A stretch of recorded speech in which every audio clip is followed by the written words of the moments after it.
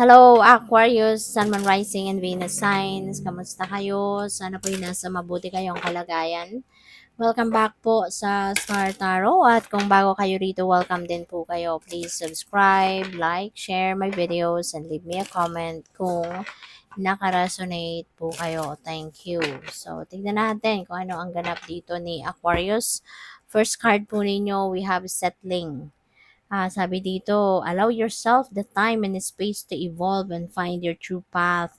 Kasi baka ang iba sa inyo is having that difficulty sa ngayon na mahanap yung direction sa buhay, lalo-lalo na pagdating sa kung anong gusto mong trabaho, ano ang gusto mong career, 'di ba? Kasi baka ang dami mong ideas, no? Ang daming pumapasok sa isip mo na maaring gusto mo gusto mong gawin, 'di ba?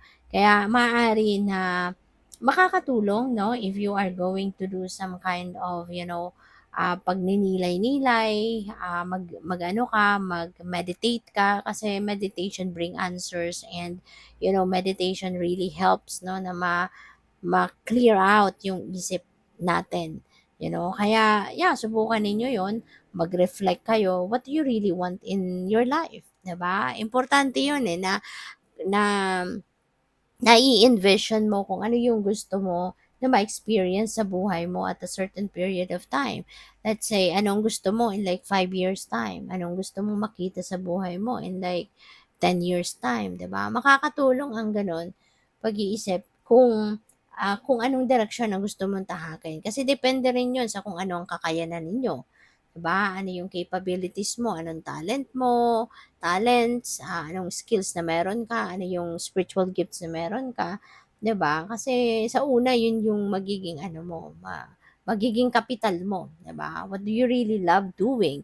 Importante din 'yon sa paghahanap ng kung ano yung gusto mong gawin. Kasi when you love what you do, siyempre lagi kang gaganahan, 'di ba, na magtrabaho at mas mabilis 'no, na umakyat ka sa tagumpay, sa ladder of success when you enjoy what you are doing, when you love what you are doing, 'no? But 'yun, makakatulong talaga sa inyo na pag-isipan, 'no? Give yourself enough time, 'no, na makapag-isip at saka 'wag mong kakalimutan magdasal, okay? Magdasal ka, ask for guidance from the divine, no? Ask guidance from the Holy Spirit, 'di ba? To enlighten you na maisipan mo or makita mo, 'di ba? Kung anong path or kung saang path ka dapat mapunta.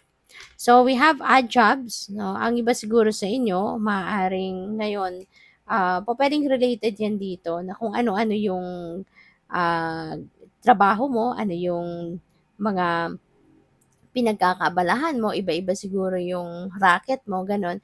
Kasi nga nalilito ka pa, 'no? Maaaring ano ka, litong-lito ka pa sa kung ano talaga yung gusto mo. Kaya maybe you've been trying different kinds of jobs, baka kung ano-ano na ang nagawa mong klaseng trabaho, mga trabaho na po pupuwedeng kung ano lang yung sumulpot, sige susubukan mo. Kasi parang hinahanap mo yung sarili mo, 'di ba? Hinahanap mo yung kung anong klaseng trabaho talaga ang doon ka magiging masaya, 'no? Kaya kung ano-ano siguro yun na yung nasubukan mong trabaho. So, we have parenthood, yan. Maaari 'no, na ang iba sa inyo dito baka nalilinya din 'no, sa pag-aalaga, 'no? Acting as a parent, 'di ba? Kunyari, baka kayo ay isang pupuwedeng nagtatrabaho kayo sa isang facility na kunyari nangangalaga ng mga bata. So yun, you are acting like the second parent, 'di ba, nung mga batang yun ay inaalagaan ninyo, puwedeng may gano'ng ganap. Pupuwede rin ang iba sa inyo caregiver, pupuwedeng preschool teacher, 'di ba, maaaring gano'n or any trabaho 'no na nangangalaga kayo ng mga bata or you're dealing with children. So pupuwedeng may mga gano'n na ginagawa din ng iba sa inyo. So, yun. Tignan natin kung ano pa ang ganap.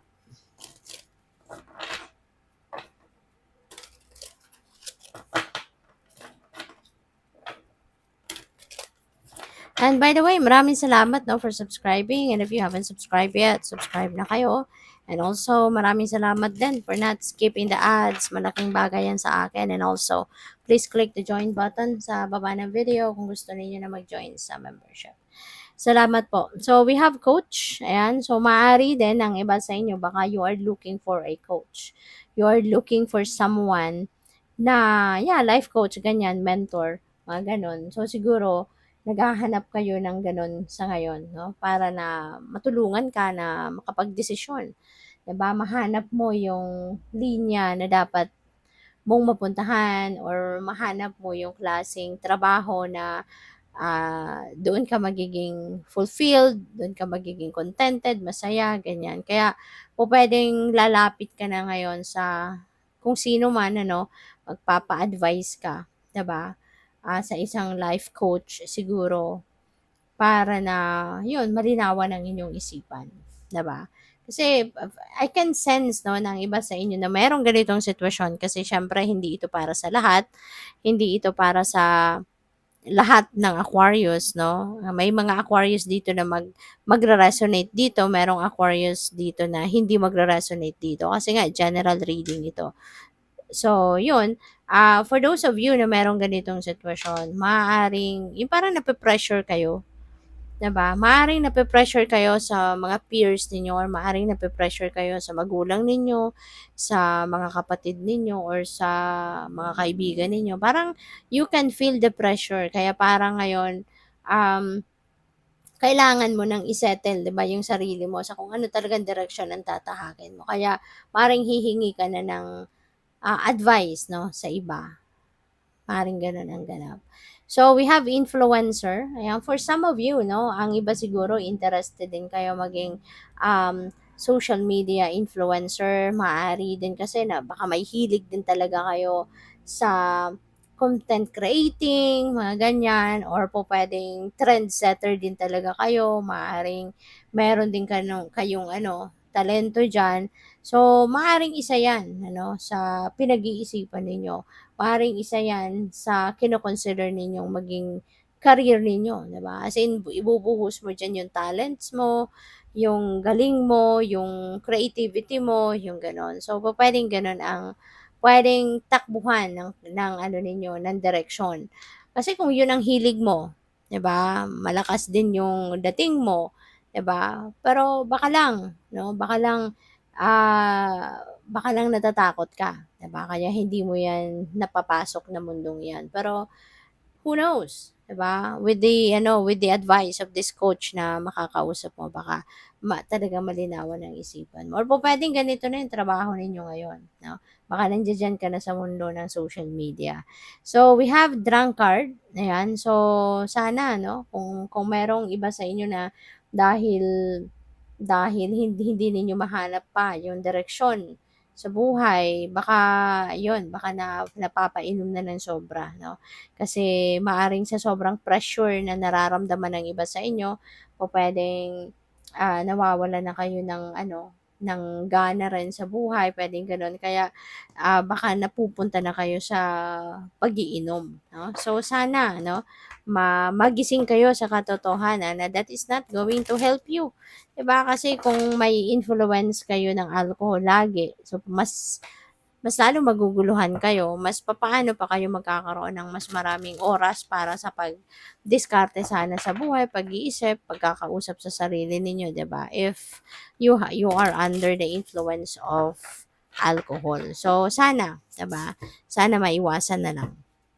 But we are all given free will. So, kayo pa rin ang tanging makakapagdesisyon dyan. Kung talagang gusto ninyong, ito yung direksyon na tahakin ninyo sa buhay, then it's all up to you. Okay?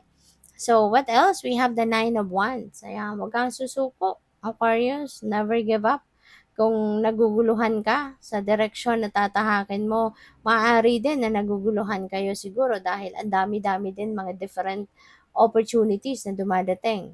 No? Kaya parang mas lalong nalito kayo, 'di ba? Alin dito ang makakabuti sa akin, alin dito yung best para sa akin. Kaya parang nainis na, 'no? At ayaw na lang mamili, ayaw na lang mag-isip. Puwedeng may gano'n din ang ganap. So, but yeah, don't give up.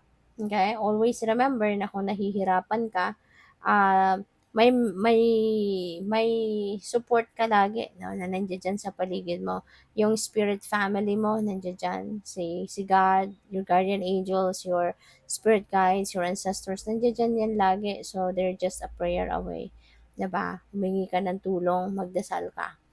Okay? At for sure may mga tao sa paligid mo na meron din naman concern sa 'di ba? So ask for help, reach out, 'di ba? Pero hindi ibig sabihin nito na susukuan mo na. All right? So what else? We have Nine of Swords. Yeah, you know what? Aquarius, parang mabigat talaga, no? Ang nararamdaman ng iba sa inyo. Pwedeng hindi ko dito nakikita, hindi ko nafe-feel yung problema sa pera, but more of direction in life dito yung napipick up ko na maaaring naguguluhan talaga ang iba sa inyo. So yeah, it's better to talk to someone. Okay, tama yan. Reach out to someone na mapagkakatiwalaan mo ng inyong kwento at reach out to someone na sigurado kang matutulungan ka talaga. Okay? Kasi kailangan kung wala ka kasing makakausap ano at hindi ka magpapa-advice ganyan, yung chain of thought mo yun at yun lang. Yun at yun lang din, paikot-ikot ka lang diyan sa kung anong iniisip mo. So, it's really better if you'll be able to talk to someone. Mas maganda talagang meron kang makakausap na ibang tao na piliin mo lang din ano, na makakapagbigay sa'yo ng sage advice yung taong yun. Para maimpluwensyahan ka ng magandang impluwensya. Okay? Mabibigyan ka ng magandang advice. So what else? We have 10 of Wands. Yeah. So you're giving up, no? For some of you, yung bakit ano to?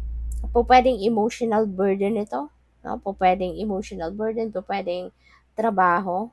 Maari ang iba sa inyo, baka nag-give up na kayo sa trabaho. 'Di ba? Baka toxic, no? Maaring meron kang trabaho pero toxic din ang epekto nito sa iyo.